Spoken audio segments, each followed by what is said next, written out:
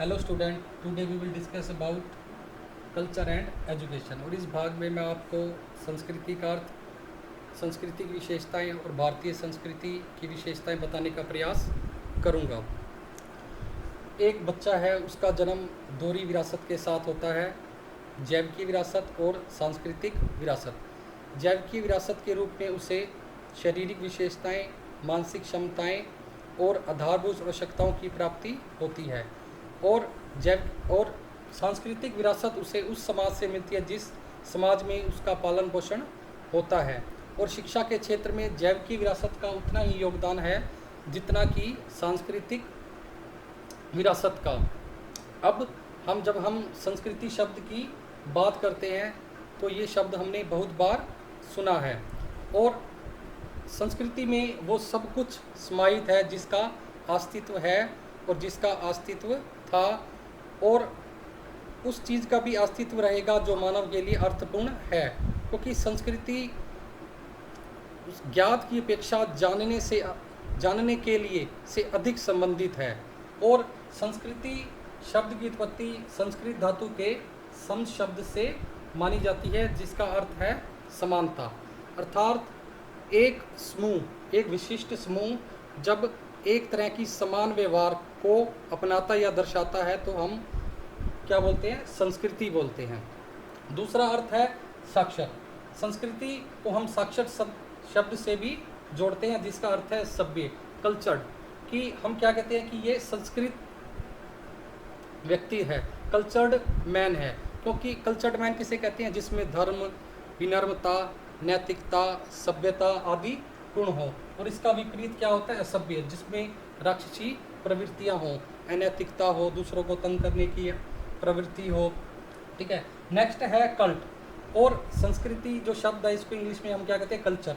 और कल्चर अंग्रेजी का हिंदी रूपांतरण है और इसकी उत्पत्ति लैटिन भाषा के कल्ट शब्द से हुई है, जिसका अर्थ है धार्मिक क्रियाएं। अगला शब्द है कुलचुरा। कुछ विद्वान इसकी उत्पत्ति कलचुरा से भी मानते हैं, जिसका अर्थ है उपजाना, मतलब क्रॉप अप। जब कोई चीज़ अपने आप उग जाती है, अपने आप मतलब आपने देखा होगा कुछ ऐसी फसलें होती हैं जो उग जाती हैं, क्रॉप अप हो जाती हैं। और कलचुरा उपजाना मतलब कि ऐसे व्यवहार, ऐसी आदतें जो समाज में पनप जाती हैं और लोग उसे फॉलो करना शुरू कर देते हैं। अगला शब्द है संस्कृत। संस्कृत का अर्थ क्या है? परिष्कृत। परिष्कृत का मीनिंग क्या होता है? रिफाइंड। कि संस्कृति व्यक्ति को एक परिष्कृत कर देती है, रिफाइंड कर देती है। और संस्कार, संस्कार का मीनिंग क्या है? शुद्धि की प्रक्रिया। संस्कृति शब्द को हम संस्कार शब्द के साथ भी जोड़ते हैं। इसमें शुद्धि का अर्थ पवित्रता से ना होकर सामाजिकता के साथ है, कि जो व्यक्ति है वो समाजीकरण की प्रक्रिया को धारण करता है। अब हर्ष कोविस्ट ने क्या कहा है? हर्ष कोविस्ट क्या कहते हैं? Culture is man made part of the environment. कि जो संस्कृति है वो पर्यावरण का मानव निर्मित भाग है। और ओटावे ने क्या कहा है? The culture of society means the total way of life of the society. जो कल्चर है वो पूरी जो सोसाइटी है उसका एक जीने का जो तरीका है, जीवन, उसके अंतर्गत मतलब सब कुछ आ जाता है। हमारे खाने पीने का तरीका, हमारे उठने बैठने का तरीका, हमारी संस्कार, अर्थव्यवस्था, नैतिकता, दंड देने के तरीके इत्यादि। और अब हम आगे संस्कृति की विशेषताओं के बारे में अब हम पढ़ेंगे। कैरेक्टरिस्टिक्स ऑफ कल्चर, कि संस्कृति की क्या विशेषताएं हैं। पहला है ट्रांसफरेबल।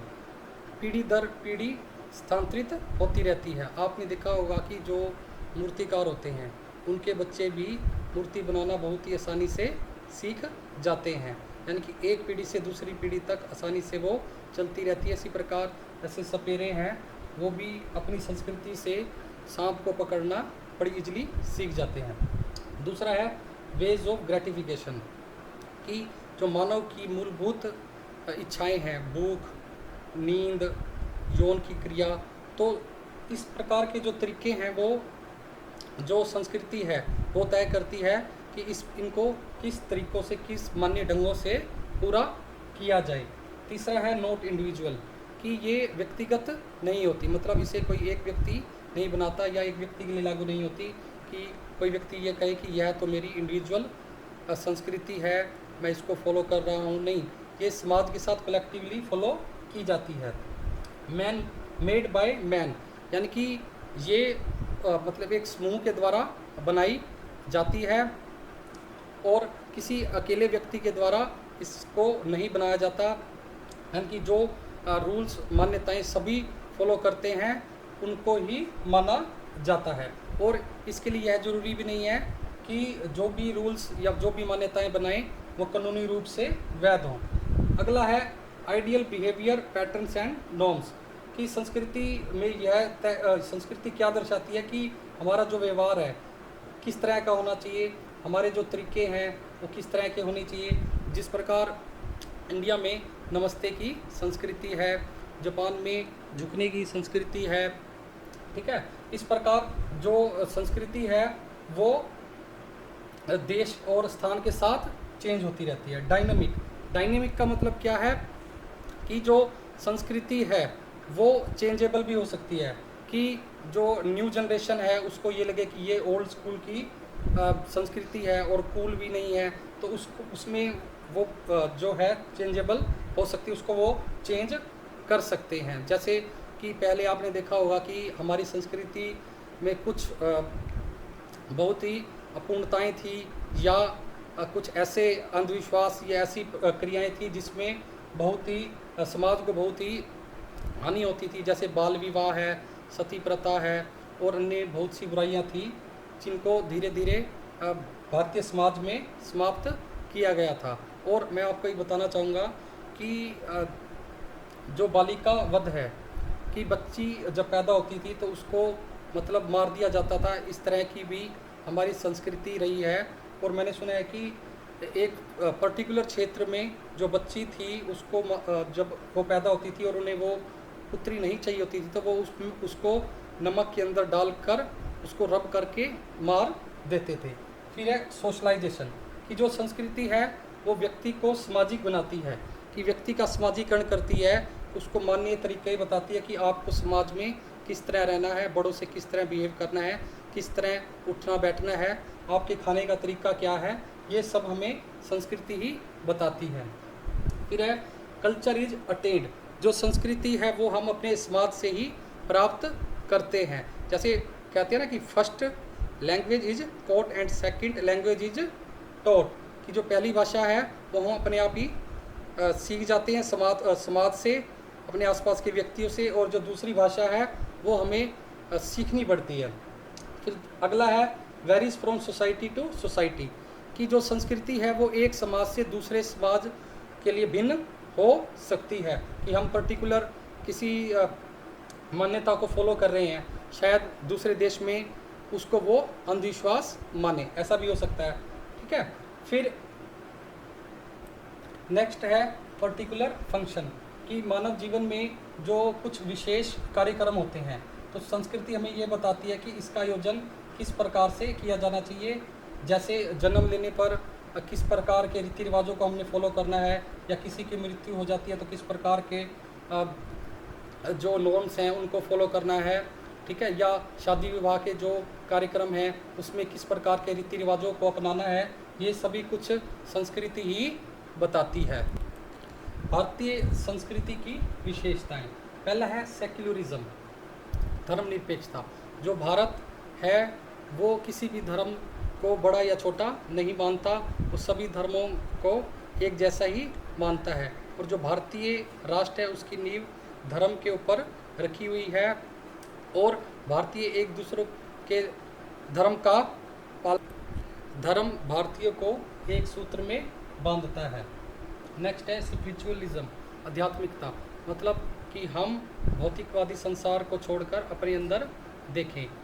और रॉबर्ट ब्राउनिंग जैसा कहे, rather I prize the doubt lower kind exist without, मतलब कि जो व्यक्ति मनुष्य है वो दूसरे जीवों से श्रेष्ठ क्यों है, क्योंकि उसके अंदर इंटेलेक्चुअल है, बौद्धिकता है, आध्यात्मिकता है, और आध्यात्मिकता से ही हम संसार का कल्याण कर सकते हैं। और भारतीय संस्कृति में ऐसे ऋषि मुनि हुए हैं जिन्होंने स्पिरिचुअलिज्म पर बहुत ही ज़्यादा फोकस किया है।